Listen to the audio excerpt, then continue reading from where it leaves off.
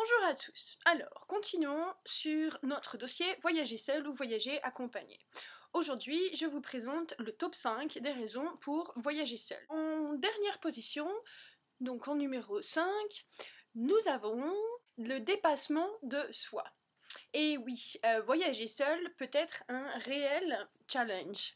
Et donc, par exemple, quand vous allez voyager seul, vous allez rencontrer des obstacles, vous allez avoir des grands moments de solitude, et donc tous ces obstacles et tous ces moments de solitude, qu'est-ce que ça va faire? Ça va vous faire grandir, et tous mes amis et moi sommes tombés d'accord, enfin pour tous ceux qui ont voyagé seuls ou qui continuent de voyager seuls, donc nous sommes tous tombés d'accord que c'était un sacré défi de partir tout seul, et qu'on avait tous été très fiers de l'avoir fait, et qu'on était tous rentrés très grandis.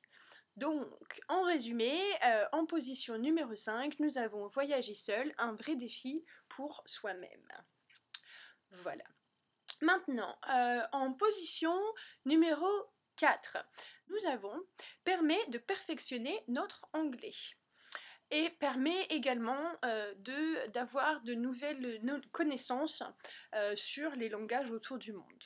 Donc, première chose, s'il vous plaît, il y a quelque chose qui est très très bien quand on voyage, c'est de connaître au minimum 4 expressions de la langue dans le pays dans lequel on va. Sachez dire bonjour, au revoir, merci, s'il vous plaît. Si vous restez un petit peu longtemps, ou si vous aimez bien parler des langues étrangères, vous pouvez pousser un petit peu plus avec combien ça coûte, savoir compter de 1 à 10, et puis ensuite 10, 20, 30, 40, 50, 100, et puis 1000, et puis 10 000, etc. Et donc apprendre donc à compter, mais ça c'est vraiment pour ceux qui restent un peu plus longtemps dans les pays ou qui aiment bien perfectionner leur langue étrangère. Voilà. Ceci étant dit, après, quand vous allez voyager, et je pense beaucoup aux francophones, beaucoup aux francophones, quand vous allez voyager dans des pays étrangers, le plus facile pour vous va être de baragouiner un petit peu d'anglais, et donc à force d'être à l'étranger et de pas forcément être entouré de français, vous allez donc améliorer votre anglais, et quand vous allez rentrer chez vous, vous allez savoir dire autre chose que Where is Brian? Brian is in the kitchen. Voilà. Donc, en position numéro 4, permet de perfectionner une langue étrangère, et plus particulièrement l'anglais. Eh oui. En troisième position, nous avons du temps pour soi. Et oui, comme je l'ai dit, en parlant donc du dépassement de soi-même, quand vous allez voyager, il va y avoir des moments où vous allez vous retrouver tout seul.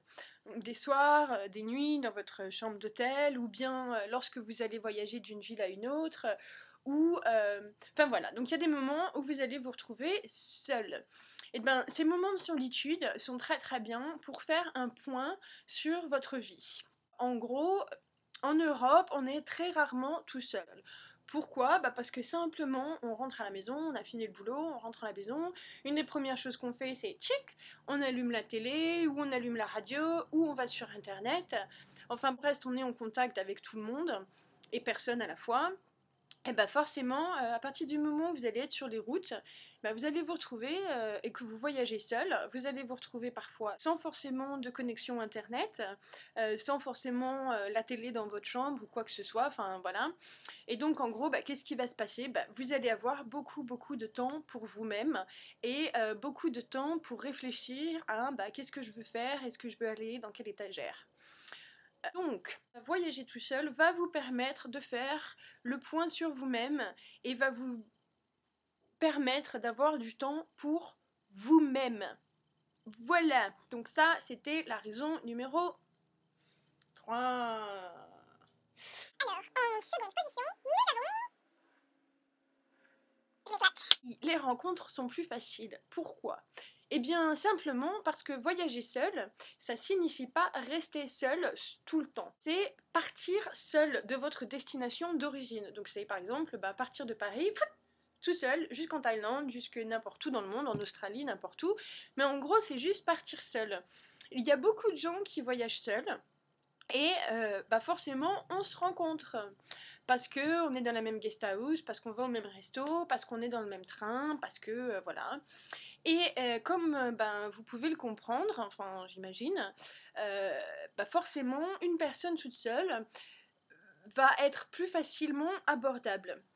Les autres backpackers qui voyagent seuls, bah forcément, si, enfin je veux dire, vous êtes tout seul, il est tout seul, elle est toute seule, et ben hop, voilà.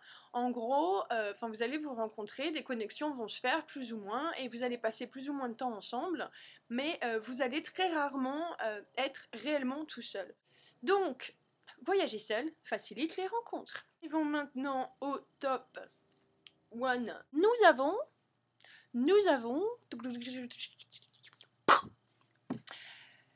la liberté. Ah. Et oui, à partir du moment où vous allez organiser votre voyage, le fait que vous voyagez seul va vous permettre de n'avoir personne d'autre à prendre en considération. Si vous voyagez avec quelqu'un ou quelques-uns, eh bien, vous allez devoir prendre en considération les désirs et les envies de chacun, et ça peut créer des tensions avant même que vous soyez partis. N'oubliez pas, tout le monde n'a pas forcément le même budget, tout le monde n'a pas forcément le même temps de vacances, tout le monde n'a pas forcément les mêmes envies, donc il est fort possible que qu'il y ait des tensions qui soient créées avant même le départ. Donc déjà, au niveau de l'organisation, vous allez être beaucoup plus libre. Après, une fois que vous allez être sur place, si vous voyagez seul, si vous voulez changer d'avis, comme ça vous le faites, vous changez d'avis, pas de problème.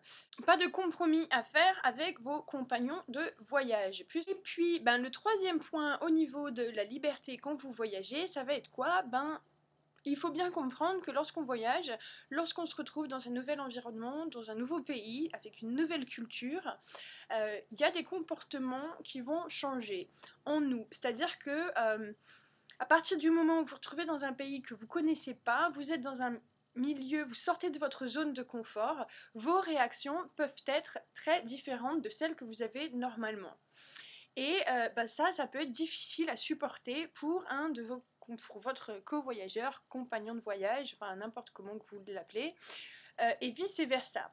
Et forcément ça peut créer des tensions, parce que si vous arrivez, si à un moment donné vous avez le mal du pays, ça peut vraiment faire mal. Et ça peut créer des tensions avec votre co-voyageur si, finalement vous n'aimez pas la destination, parce que ça peut aussi arriver. En gros, quand vous sortez de votre zone de confort, vos réactions peuvent changer. Et ça peut être un peu difficile à gérer pour vos compagnons de voyage. Donc voilà. Donc en gros, en voyageant seul, vous êtes libre de vous organiser comme vous voulez, de faire ce que vous voulez, de faire ce que vous avez envie de faire, de dormir où vous voulez. Enfin en gros, c'est une vraie liberté, et vivre ça une fois dans sa vie, c'est exceptionnel. Donc, mes 5 raisons pour voyager seul. Numéro 1, la liberté. Vous allez pour une première fois dans votre vie sentir ce sentiment de liberté que l'on ressent très rarement. En second, les rencontres seront plus faciles, comme je l'ai expliqué. Une personne seule est moins impressionnante qu'un groupe de 2, 3, 4 ou 5. En 3, vous allez pouvoir réellement avoir du temps pour vous, et forcément repenser votre vie ou faire le point sur votre vie. En 4, ça va vous permettre de perfectionner votre anglais, et pourquoi pas d'apprendre un nouveau langage.